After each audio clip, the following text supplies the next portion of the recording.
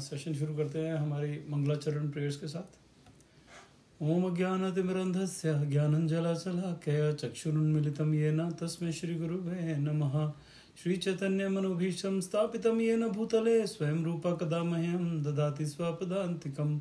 वन्देऽहं श्रीगुरोः श्रीयुतपदकमलं श्रीगुरुन् वैष्णवांश्च श्रीरूपं साग्रजातं सहगण रघुनाथान्वितं तं सजीवं साद्वैतं सावधूतं परिजनसहितं कृष्ण चैतन्यदेवं श्रीराधाकृष्णपदान् सहगण ललिता श्रीविशाखान्वितांश्च। हे कृष्ण करुणा सिंधु दीनबंधु जगतपते गोपेश गोपिका कांता राधकांता नमोस्तुते। तप्त कांचन गौरांगी राधे वृंदावनेश्वरी विश्वभानुसुत देवी प्रणमामि हरिप्रिये। वाञ्छाकल्पतरुभ्यश्च कृपा सिन्धुभ्य एव च पतितानां पावनेभ्यो वैष्णवेभ्यो नमो नमः। नमो विष्णुपदाय कृष्णपृष्ठाय भूतले श्रीमान् कतुदास अधिकारी इति नामिने। नमो विष्णुपदाय कृष्णपृष्ठाय भूतले श्रीमते भक्तिवेदांत स्वामी इति नामिने। नमस्ते सरस्वते देवे गौरवाणी प्रचारिणे निर्विशेषा शून्यवादी पाश्चात्य देशतारिणे। जय श्री कृष्ण चैतन्य प्रभु नित्यानंद श्री अद्वैत गदाधर शिवसादि गौर भक्तवृंद। हरे कृष्ण कृष्ण कृष्ण हरे हरे, हरे राम राम राम हरे हरे। ओके, सो आज हमें शुरू करना है 3.4 से, और थर्ड चैप्टर जो है ये है कर्म योग के बारे में। और पहले चैप्टर में तो भगवत गीता के पहले चैप्टर में हम, क्योंकि 3 हफ्ते बाद मिल रहे हैं तो थोड़ा सा रिकैप कर लेंगे। पहले चैप्टर में सेना के बारे में बताया गया, फिर अर्जुन जी के जो अर्जुन जी बहुत ही बेचैन हो रहे थे कि मैं अपने ही रिश्तेदारों से लड़ रहा हूँ, उसके बारे में डिस्कशन हुआ। उसके बारे में वो बेसिकली अपने प्रश्न बोल रहे थे, अपने विचार वहाँ पे प्रकट कर रहे थे कृष्ण जी के सामने। सेकंड चैप्टर में कृष्ण जी ने बोलना शुरू किया, उन्होंने उनको बहुत सारी चीज़ें बताई, बहुत सारी अलग अलग जो मार्ग हैं वो बताए उनको। उसे जो हमारे अर्जुन जी हैं वो थोड़े से कंफ्यूज हो गए। अब वो थर्ड चैप्टर में भगवान जो है थर्ड चैप्टर से 18 चैप्टर हर टॉपिक को एक एक करके उसको डिटेल में बताएंगे। हर चैप्टर में हर टॉपिक को डिटेल में उनको बताएंगे। तो सबसे पहले शुरू होता है कर्म योग। तो कर्म योग में थर्ड जो श्लोक है जो हम लोग पहले कर चुके हैं वो एक बार पढ़ लेते हैं। उसमें भगवान कह रहे हैं कि श्री भगवान ने कहा, हे निष्पाप अर्जुन, मैं पहले ही बता चुका हूं कि आत्मा साक्षात्कार का प्रयत्न करने वाले 2 प्रकार के पुरुष होते हैं। कुछ इसे ज्ञान योग द्वारा समझने का प्रयत्न करते हैं तो कुछ भक्तिमय सेवा के द्वारा। ठीक है, अब इसमें बड़ा अच्छा जो आया था जो पर्पट है, या इसमें जो इसमें भावार्थ दे रहा है, तात्पर्य दे रखा है, वो बहुत अच्छा सा शिला प्रभुपाद ने बोला था। इंग्लिश में बोलूँ तो वो है, Religion without philosophy is sentiment, while philosophy without religion is mental speculation. अब उसको ये इस तरह से समझेंगे कि कहते हैं कि दर्शन शास्त्र फिलॉसफी जो है वो बिना धर्म के एक भावना है। मतलब उसको कट्टरता भी बोल सकते हो, वो भावना है।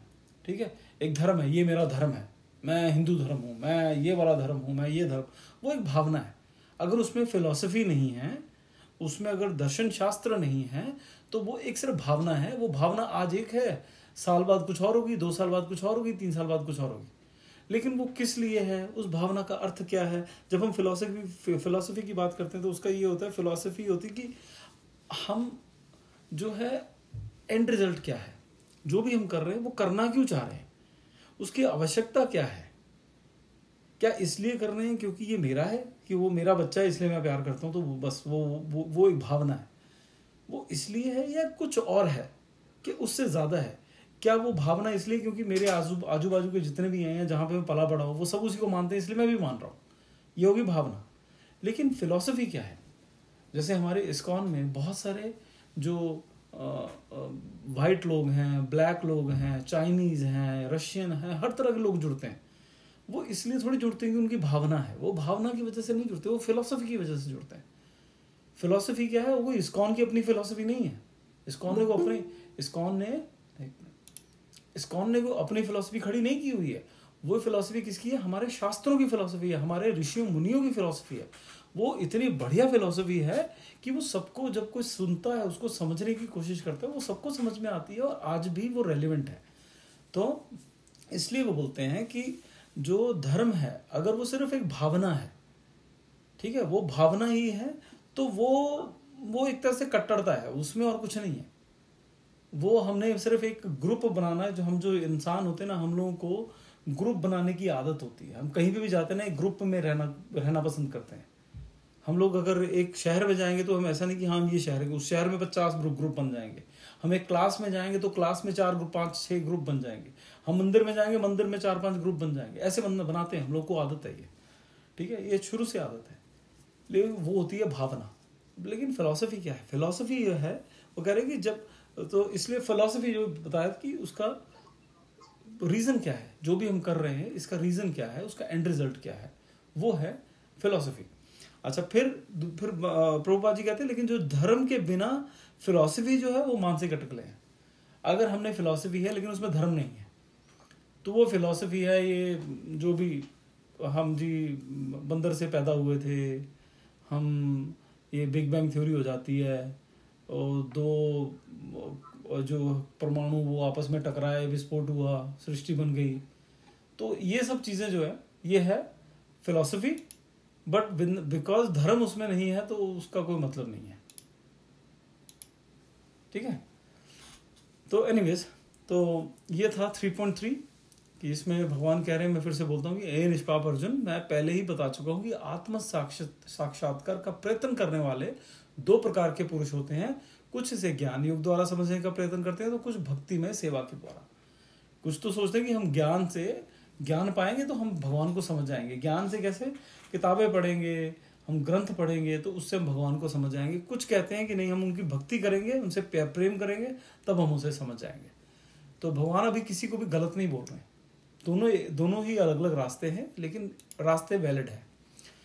चलो 3.4, ना कर्मणाम अनारंभान नैष कर्मयं पुरुषो श्रनुते ना च सनन्य सनादेव सिद्धिम समधिगच्छति। ना तो कर्म से विमुख होकर कोई कर्मफल से छुटकारा पा सकता है, और ना केवल संन्यास से सिद्धि प्राप्त की जा सकती है। अब यहाँ पे भगवान उनको बोल रहे हैं अर्जुन को कि ना तो कर्म से विमुख होकर कोई कर्मफल से छुटकारा पा सकता है, और ना केवल संन्यास से सिद्धि प्राप्त की जा सकती है। तो हमें जो लगता है कि मतलब कई लोग आते हैं, वो कहते हैं नहीं हम लोग संन्यास ले लो तो सब सेट हो जाएगा। ऐसा नहीं है। वो कह रहे संन्यास से सिद्धि प्राप्त नहीं की जा सकती, केवल संन्यास से।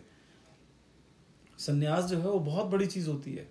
हमें लगता है कि हाँ हम संन्यास ले लें बाकी, लेकिन बहुत सारी चीज़ें करने वाली वो ना करें और उससे क्या होगा कि हमें सिद्धि प्राप्त हो जाएगी। तो नहीं, ऐसा होने वाला नहीं है। और दूसरा कि कर्म से विमुख होकर हम कर्मफल से छुटकारा पा जाएंगे, कि अपने जो कर्म हम लोगों ने कर रखे हैं उसका जो कर्मफल है वो तो हमें भुगतना ही पड़ेगा। उसको कर्म को छोड़ के कि हम बैठ जाएंगे ध्यान लगा के, भैया कर्म छोड़ दिया हमने, अब हमें कोई कुछ नहीं होने वाला, ऐसा नहीं होता है। वो कहते हैं ऐसा नहीं होता, ये भगवान खुद कह रहे हैं। अब इसमें प्रभुपाद जी क्या बता रहे हैं कि कहते कि कुछ दार्शनिकों के अनुसार, कहते कुछ अनुभववादी दार्शनिकों के अनुसार केवल संन्यास ग्रहण करने या निष्काम कर्मों से निवृत्त होने से व्यक्ति तुरंत नारायण के समान हो जाता है। ये बहुत सारे ऐसे संगठन हैं जो बोलते हैं कि भाई तुमने अगर संन्यास ले लिया ना, ठीक है, और कर्म करने बंद कर दिए तो तुम नारायण के समान हो जाओगे। तो कहते हैं भगवान साफ मना कर रहे हैं कि ऐसा कुछ नहीं, ऐसा नहीं कर सकते आप, इससे ऐसा नहीं होता है। भगवान खुद कह रहे हैं, ठीक है। तो इंसान जो मर्जी बोलता रहे, भगवान खुद बोल रहे हैं। फिर प्रभुपाद कहते हैं लेकिन भगवान कृष्ण इस सिद्धांत को स्वीकार नहीं करते। हृदय की शुद्धि के बिना संन्यास केवल सामाजिक व्यवस्था में व्यवधान है। अगर देखिए जो संन्यास होता है, संन्यास एक बहुत बड़ी चीज होती है। जैसे बताया था ना, 4 हमारे ये लेग्स हैं इसकी, जैसे क्या नाम, मैं भूल गया नाम, क्या बोलते हैं उसको, पर जैसे ब्राह्मण हैं, फिर ब्राह्मण हैं, और क्या मैं भूल रहा हूँ, ब्राह्मण, शूद्र, क्षत्रिय, राइट, और वैश्य, जैसे ये 4 वर्ण हैं, ऐसे 4 आश्रम हैं। वो कौन कौन से हैं?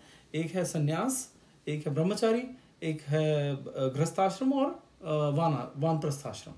तो ये 4 जो है ये आश्रम है। इसमें से जो वर्ण है, वर्ण में सबसे मुश्किल है ब्राह्मण का वर्ण।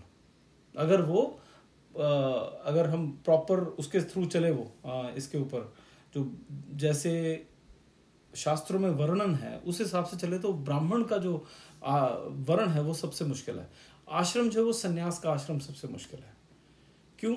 सन्यास में क्या है कि कोई आपका सगा संबंधी नहीं है, आपको सबको छोड़ना है, आप एक जगह पे बहुत देर नहीं रह सकते, आपका कोई जैसे पहले बताया कि संबंध नहीं है, और आपको सिर्फ प्रचार करना है।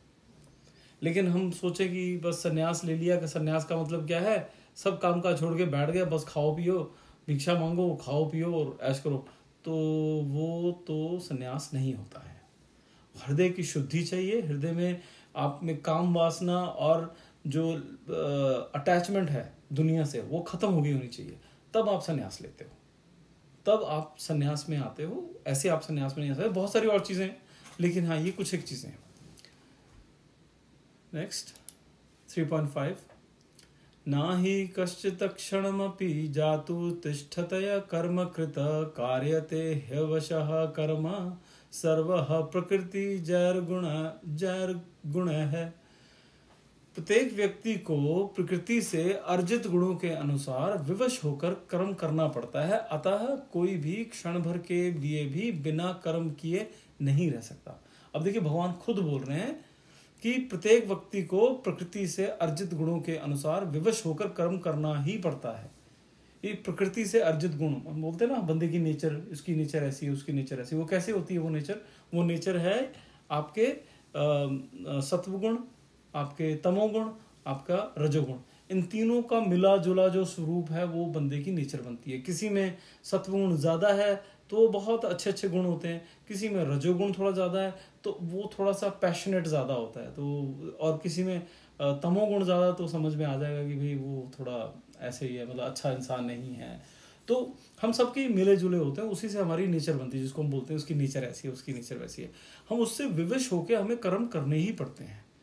तो हम कोई भी क्षण भर के लिए भी बिना कर्म किए नहीं रह सकता। इसमें प्रभुपाद जी ने बड़ा अच्छा दिया है, कहता है कि जो शरीर है वो केवल एक मृत वाहन है जिस पर आत्मा काम करती है, जो हमेशा सक्रिय रहती है और एक क्षण के लिए भी नहीं रुक सकती। ठीक है, जैसे हम कहते हैं हम सो रहे हैं, हमें थकान हो गई, हम बैठ रहे हैं, वो थकान किसको हुई है? आत्मा को हुई है? नहीं, वो शरीर को हुई है। ठीक है, शरीर जो है वो एक मैकेनिकल बॉडी है, उसको शरीर थकान होती है, उसी को नींद चाहिए, उसी को भोजन चाहिए, ठीक है, उसको चाहिए। आत्मा को ये सब नहीं चाहिए। आत्मा जो है वो उसमें बैठी है, वो उसको ड्राइव कर रही है। इट्स लाइक कि हम एक कार है, कार जो है, कार बहुत बढ़िया चल रही है, बहुत बढ़िया चलती गाड़ी है, लेकिन उसको अगर कोई चलाएगा नहीं तो वो ठीक है या खराब है, क्या फर्क पड़ता है, तो खड़ी है बस। वही हमारी बॉडी की हालत है। हमें चलाते, एक तरह से वो जो प्रभुपाद बोल रहे हैं कि ये शरीर केवल एक मृत वाहन है। ये गाड़ी भी एक डेड व्हीकल है, अगर उसे कोई नहीं चलाएगा तो। अगर कोई चलाएगा तो वो एक चलती हुई गाड़ी है, वो एक अच्छी एक गाड़ी है, बढ़िया जी चलती है, यहाँ से वहाँ जाती है, लेकिन उसको कोई चलाएगा नहीं तो वो एक डेड कार है, उसका कोई लेना देना नहीं, उसका कोई मतलब नहीं है। वैसे ही हमारी बॉडी है कि आत्मा जब तक है तो वो आत्मा उसको कार की तरह वो ड्राइव करती है। एक तरह ड्राइवर एक बार चला गया तो ये जो है डेड है, इसका कोई काम नहीं, इसका कोई मतलब नहीं है। तो वही यहाँ पे बोला गया है कि ये जो भूख लगती है, प्यास लगती है, थकान होती है, ये बॉडी को होती है, ये आत्मा को नहीं होती है। तो आत्मा जो है वो कह रहे हैं कि वो हमेशा सक्रिय रहती है, वो कभी सोती नहीं है, उसको हमेशा मजा चाहिए, मजा आना चाहिए उसको, बस वो हमेशा मजे लूटने हैं उसको। ठीक है, तो उसमें वो इस बॉडी में आके वो मजे करने के, वो फन करने के लिए आते हैं। तो बॉडी के थ्रू आत्मा जो है वो मजे लेने की कोशिश करती है। तो कहते हैं कि आत्मा जो है वो हमेशा सक्रिय रहती है और एक क्षण के लिए भी नहीं रुक सकती। इस प्रकार आत्मा को कृष्ण चेतना के अच्छे कार्य में लगे रहना चाहिए, अन्यथा वह मायावी ऊर्जा द्वारा निर्देशित व्यवसाय में लगी रहेगी। कहते इस आत्मा, क्योंकि ये तो सक्रिय रहती है, या तो आप इसे भगवान के कामों में लगाओ, अच्छे अच्छे कामों में लगाओ, नहीं तो ये उल्टे कामों में लगेगी। क्योंकि ये वो बोलते हैं ना, वेला दिमाग शैतान का घर, जिसको भी जो भी है, ठीक है ना, वैसा ही इसका है कि इसको वेला नहीं छोड़ना है, क्योंकि ये हमेशा काम करता रहता है। काम कराओ इससे, अच्छा काम कराओ इससे, भगवान का काम करवाओ, और नहीं तो ये दूसरे काम करेगी। नेक्स्ट 3.6 कर्मेन्द्रियाणि संयम्य य आस्ते मनसा स्मरन् इंद्रियार्थान विमूढ़ात्मा मिथ्याचारः स उच्यते। जो कर्मेंद्रियों को वश में तो करता है किंतु उसका मन इंद्रिय विषयों का चिंतन करता रहता है, वह निश्चित रूप से स्वयं को धोखा देता है और मिथ्याचारी कहलाता है। तो कह रहे हैं कि जो भगवान कह रहे हैं कि जो कर्म इंद्रियों को वश में करता है किंतु मन इंद्रिय विषयों का चिंतन करता रहता है, मतलब बाहर से वो अपने इंद्रियों को बड़ा कंट्रोल करता है, लेकिन अंदर से वो उल्टे सीधे चीजों को सोचता रहता है। वो कहते हैं वो स्वयं को धोखा दे रहा है और कुछ नहीं कर रहा है, बाहर किसी को नहीं दे रहा, बाहर किसी को जो दे रहा नहीं दे रहा उससे फर्क नहीं पड़ता, लेकिन वो अपने आप को धोखा दे रहा है। अब इसमें प्रभुपाद कह रहे हैं कि ऐसे कई ढोंगी हैं जो कृष्ण चेतना के नाम पर के में काम करने से इनकार करते हैं, लेकिन ध्यान का दिखावा करते हैं, जबकि वास्तव में मन के भीतर इंद्रिय भोग पर ध्यान केंद्रित रहते हैं। ठीक है, ऐसे बहुत सारे ढोंगी आज भी हैं, बहुत सारे ऐसे कि जो दिखाते ऐसे कि हम बहुत सिद्ध पुरुष हैं, बड़े बड़े अच्छे कपड़े पहने होंगे, अच्छा सब कुछ होगा, लेकिन अंदर से वो सिर्फ दिखावा है, अंदर से कुछ और ही चलता है। वो जब आप उनके प्रवचन सुनेंगे, बार बार सुनोगे, तो आपको समझ में आ जाएगा कि वो क्या बोल रहे हैं, वो इधर उधर की बातें बोल रहे हैं। वो जो कृष्ण भावना में लीन है ना, वो कृष्ण के अलावा बाकी किसी की बात नहीं करेगा। लेकिन ऐसे मैंने बहुत सारे प्रवचन सुने जिसमें वो अपना रहे, मैंने ये कर दिया, मैंने वो कर दिया, मैंने ऐसे कर दिया, मैंने वैसा कर दिया। उसमें जब आप प्रवचन कर रहे हो तो आप सिर्फ भगवान की बात करो, अपनी बात मत करो, अपनी बड़ाइयाँ मत करो, आप भगवान की बात करो कि भगवान ने क्या किया, भगवान की लीला सुनाओ, भगवान के बारे में बात करो, भगवान के नाम की महिमा सुनाओ, भगवान की महिमाएं सुनाओ, अपनी महिमा मत सुनाओ। ठीक है ना। तो इसलिए वो कहते हैं कि ऐसे भगवान कहते हैं कि कर्म मतलब बाहर से दिखाने में तो आप दिखा रहे हो कि आपने सब कंट्रोल कर रखा है, आप दिखा रहे हो, लेकिन अंदर से आपका दिमाग जो है वो भी उसी में ईगो जो है कि मैंने ये कर दिया, मैंने वो कर दिया, मैंने ऐसा कर दिया। तो जब तक ये मैं नहीं हटेगा तब तक कुछ होने वाला नहीं है। तो भगवान एक तरह से ये कह रहे हैं। अच्छा, इसमें इंद्रियों की बात कर रहे हैं, कर्मेंद्रियां और कर्मेंद्रियां और ज्ञानेंद्रियां होती हैं। तो टोटल 11 इंद्रियां मानी जाती हैं, जो हमारे शास्त्र बोलते हैं 11 इंद्रियां हैं। उसमें 5 ज्ञानेंद्रियां हैं, 5 कर्मेंद्रियां हैं और एक मन है, तो टोटल 11 होगी। अब ज्ञान इंद्रियां क्या हुई? ज्ञान इंद्रियां वो हुई जिनसे हम ज्ञान अर्जित करते हैं, नॉलेज टेकिंग सेंसेस। वो इंद्रियां जिससे हम ज्ञान अर्जित करते हैं वो क्या है? आंख, कान, नाक, जीभ और त्वचा। ये जो ज्ञानेंद्रियां हैं इससे ही हम इस दुनिया में विचरण करते हैं, इस दुनिया को देखते हैं, इस दुनिया को समझते हैं। ठीक है ना। आंख, कान, नाक, जीभ और त्वचा, अगर ये ना हो तो हमें कुछ नहीं पता, इस जीवन का कोई अर्थ नहीं है हमारे लिए। हम अगर देखना मतलब हमारी आंखें ना काम करें तो हम देख नहीं सकते कहाँ जा रहे हैं। अगर हम सुन ना सके तो हमें नहीं पता कहाँ से क्या आवाज़ आ रही है। अगर हम टेस्ट ना कर सके तो हमें नहीं पता है कि कोई चीज़ कैसी है, खानी चाहिए नहीं खानी चाहिए, कड़वी है मीठी है। क्योंकि कड़वाहट और मिठास जो है ये एक तरह से बताता है कि हाँ फल खाने में वो मतलब कोई भी जो वस्तु वो खानी चाहिए कि नहीं खानी चाहिए। ऐसी त्वचा है, उससे हमें पता चलता है कि हाँ हम ये जो टच करने से कि ये क्या चीज़ है, पत्ता है, ये एक दीवार है, या एक पेड़ है, या एक पौधा है, क्या है। ऐसे ही मैंने शायद पहले भी बताया था, मैंने बहुत पहले एक डॉक्यूमेंट्री देखी थी, यूएस में था मेरे ख्याल से। एक लड़की ऐसी पैदा हुई जिसकी त्वचा में उसको सेंसेशन, जो मैं बोला ये जो ज्ञानेंद्री है त्वचा वाली, टच वाली है, वो थी नहीं, उसको फील ही नहीं होता। उसको गर्मी, जैसे गर्मी फील नहीं होती थी, उसको आग जो है गर्मी फील नहीं होती। अब हमें लगेगा अरे यार ये तो सुपर पावर है कि जो है गर्मी फील नहीं होती ना, फील नहीं होती थी, लेकिन उसका शरीर जलता जरूर था। वो कहते एक बार क्या हुआ, उसकी मदर को कैसे पता लगा कि इसको ये समझ में नहीं आता है कि गर्म क्या होता है। उसको कैसे लगा, उसने वो फ्राई कर रही थी कुछ तेल में, पूड़ियाँ टाइप ऐसा कुछ, उसने हाथ डाल दिया बच्ची ने उसमें, और उस रोई नहीं, लेकिन उसका हाथ जो पूरा जल गया, पूरे वो जो जो फोड़े होते हैं वो वैसे बन गए, लेकिन उसको दर्द नहीं हुआ, वो रोई नहीं बिल्कुल। तो वो हैरान हो गई यार ये क्या हो रहा है। तो उसको समझ में आया यार इसको तो जो गर्मी है वो समझ में नहीं आती है। तो अब क्या करती थी कि वो स्कूल में जब गई तो स्कूल में उसने उसकी फ्रेंड्स को बोला, उसके जो आसपास बच्चे थे, किसी न किसी की ड्यूटी रहती थी बताने की कि वहाँ पे जब बहुत गर्मी होती थी उस एरिया में, कि जब वो बाहर जाते हैं तो वो कोई जैसे लोहे की ऐसी चीज़ या कोई ऐसी चीज़ पड़ी हुई बेंच वगैरह वो बहुत गर्म होते हैं, तो उन बच्चों का ये काम होता है उसको बताना कि बहुत गर्म है, इसको हाथ मत लगाओ, यहाँ पे नंगे पाँव नहीं चलना है, यहाँ पे जूते पहन के जाना है। तो वो सब चीज़ें वो बच्चे बताते थे, तो वो सुनने में बड़ा लगता है, अरे यार उसको फील ही नहीं होता, उसको गर्मी नहीं फील होती, लेकिन उसके बगैर देखो वो कितनी चीज़ें हैं वो समझ में नहीं समझ ही नहीं पा रही है। और ऐसे सिर्फ गर्मी के बजाय उसको अगर ठंड और कुछ भी फील ना हो तो देखिए इस दुनिया में उसके लिए चलना फिरना बहुत मुश्किल हो जाएगा, क्योंकि बॉडी को तो लगता है अगर वो जल भी रहा है उसको फील नहीं हो रहा, लेकिन बॉडी तो जल रही है, बॉडी को तो प्रॉब्लम हो रही है, राइट। तो एनीवेज मैं बता रहा था कि 5 ज्ञानेंद्रियां हैं, 5 कर्मेंद्रियां हैं। ज्ञानेंद्रियां तो होगी आंख, कान, नाक, जीभ और त्वचा, जिससे हम ज्ञान अर्जित करते हैं, ज्ञान लेते हैं, इस दुनिया के बारे में समझते हैं। 5 कर्मेंद्रियां हैं ऐसी जिससे हम कर्म करते हैं। वो कौन सी हैं? वाणी, वो है वाणी, पैर, हाथ, गुदा और गुप्तांग। ये 5 जो है ये हमारी कर्मेंद्रियां हैं। फिर से हमारी वाणी, एक मिनट हाँ, हमारी वाणी, हमारे पैर, हमारे हाथ, हमारी गुदा और हमारे गुप्तांग, इनसे हम कर्म करते हैं, ये हमारी कर्मेंद्रियां। तो इस तरह से 5 ज्ञानेंद्रियां, 5 कर्मेंद्रियां और 1 मन, ये हमारी 11 इंद्रियां माना जाता है। ठीक है जी। नेक्स्ट 3.7 यस्तविंद्रियाणि मनसा नियम्यार भतेर्जुन कर्मेंद्रियाः कर्मयोगमसक्तः स विशिष्यते। दूसरी ओर यदि कोई निष्ठावान व्यक्ति अपने मन के द्वारा कर्मेंद्रियों को वश में करने का प्रयत्न करता है और बिना किसी आसक्ति के कर्मयोग प्रारंभ करता है तो वह अति उत्कृष्ट है।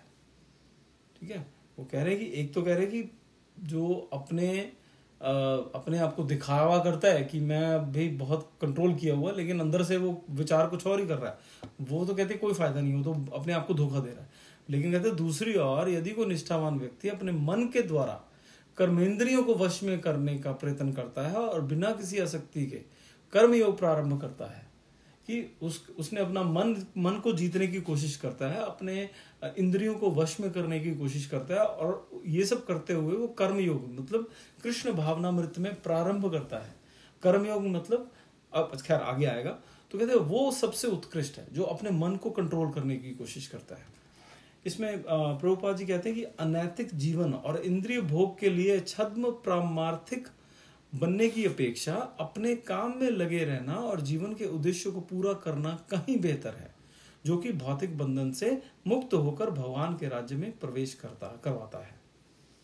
ठीक है, कहने का मतलब यह है कि फालतू के अनैतिक जीवन, इंद्रिय भोग, ये सब करने के बजाय अपने काम में लगे रहो, अपना काम करो। ठीक है, अपना काम करते रहो, लेकिन जीवन का उद्देश्य क्या है कि अपना काम करते हुए उसको भगवान के नाम पे लगा दो, वो काम को भगवान के नाम पे लगा दो। तो ये हमारे जीवन का उद्देश्य है, और ये भौतिक बंधन से मुक्त होकर भगवान के राज्य में प्रवेश करवाने वाला है। ठीक है जी। अब अगला चलते हैं 3.8 नियतम कुरु कर्म त्वं कर्म ज्यायो है कर्मणः शरीर यात्रापि च तेन प्रसिद्ध येद कर्मणः। अपना नियत कर्म करो, क्योंकि कर्म न करने की अपेक्षा कर्म करना श्रेष्ठ है। कर्म के बिना तो शरीर निर्वाह भी नहीं हो सकता। अब अगर आपने कहीं सुना हो, किसी ने आपको बोला कि अरे भगवान तो कहते हैं कि मतलब जंगलों में चले जाओ, वहां पे सिद्धियां करो और सब कुछ छोड़ छाड़ दो, ये दुनिया छोड़ दो, तो देखो भगवान खुद कह रहे हैं कि अपना नियत कर्म करो, क्योंकि कर्म ना करने की अपेक्षा कर्म करना श्रेष्ठ है। कर्म के बिना तो शरीर निर्वाह भी नहीं हो सकता, भगवान साफ साफ कह रहे हैं। ठीक है, अब इसमें गूढ़ क्या है? गूढ़ रहस्य ये है कि हमारे जो आश्रम है, वर्ण आश्रम बने हुए हैं। अब जो वर्ण है वो ब्राह्मण है, फिर क्षत्रिय है, फिर वैश्य है और फिर शूद्र है। कहते कि इन 4 वर्णों में आपने जो चूज किया उसमें जो नियत कर्म है वो करने चाहिए, वो बिल्कुल करने चाहिए। फिर आपने उसके बाद आश्रम कौन सा लिया है? आपने ब्रह्मचार्य आश्रम लिया है, आपने गृहस्थ आश्रम लिया है, आपने वानप्रस्थ आश्रम लिया है, या आपने संन्यास लिया है। जो वानप्रस्थ आश्रम होता है वो जनरली पहले जो ग्रंथों में लिखा है वो ये होता था कि आपने पहले तो बेसिकली ग्रंथों में ये बोला जाता है कि पहले 10, 15, 20 साल तक जो है वो आप काटते हैं ब्रह्मचार्य आश्रम, आप ब्रह्मचार्य में रहते हैं। फिर उसके बाद आप गृहस्थ आश्रम में प्रवेश करते हैं, जिसमें आप शादी करते हैं, बीवी बच्चों के साथ रहते हैं, बच्चे पैदा करते हैं और खूब धन कमाते हैं उनके लिए, वो सब सेटल करते हैं। वो हो गया गृहस्थ आश्रम। जब आपका बच्चे बड़े हो जाते हैं तो बोला जाता है कि 50-60 की उम्र में, ये अगेन जो हमारे शास्त्र है ये बोलते हैं कि 50, 60, 65 की उम्र में आप घर छोड़ दो और वन में जाके रहो, और फिर उसके बाद सन्यास आता है फिर। और लेकिन सन्यास जो वो कई लोग पहले भी लेते हैं, ठीक है, जो वो पहले भी होता है। लेकिन फिर जब आप वो सन्यास लेते हो तो अगेन आपकी जो पहले भी जैसे बताया कि मन में उतनी शुद्धता होनी चाहिए, हृदय पवित्र होना चाहिए, बहुत सारे डूज एंड डोंट्स हैं वो हो गए होने चाहिए। इतना आसान नहीं है ये सन्यास लेना, इतना आसान नहीं है। तो लेकिन जो भी आपने आश्रम लिया है या वर्ण लिया है उसके अंतर्गत जो है अपना नियत कर्म करते रहो, क्योंकि कर्म करने की अपेक्षा कर्म ना करने की अपेक्षा कर्म करना श्रेष्ठ है। कि उसी में कर्म करो, लेकिन वो कर्म जो है वो भगवान के नाम पे छोड़ दो, वो भगवान के नाम पे वो कर्म करो, तब वो कर्म जो है वो भगवान के धाम में ले जाने वाला बन जाता है। और कह रहे हैं कि कर्म के बिना तो शरीर निर्वाह भी नहीं हो सकता, क्योंकि ये जितने भी, और पहले भी जैसे बोला था ना कि जो ये सन्यास ले लेते हैं बिना हृदय को पवित्र किए, वो तो एक तरह से उत्पात मचा देगा पूरे हमारे सामाजिक व्यवस्था में। क्यों लोग जो है काम तो कोई नहीं करना चाहता। अगर सबको पता लगे यार सन्यास ले लो फिर आराम से 3 टाइम का खाना मिलेगा, तो लोग तो भर भर के सन्यास ले लेंगे। जिनको काम करने की इच्छा नहीं है वो भर भर के सन्यास लेके बैठ जाएंगे, तो वो तो उसमें उत्पात मचाने वाली बात हो जाएगी ना अपने हमारे इसमें पूरे समाज में, तो वो तो समाज के लिए अच्छा नहीं है।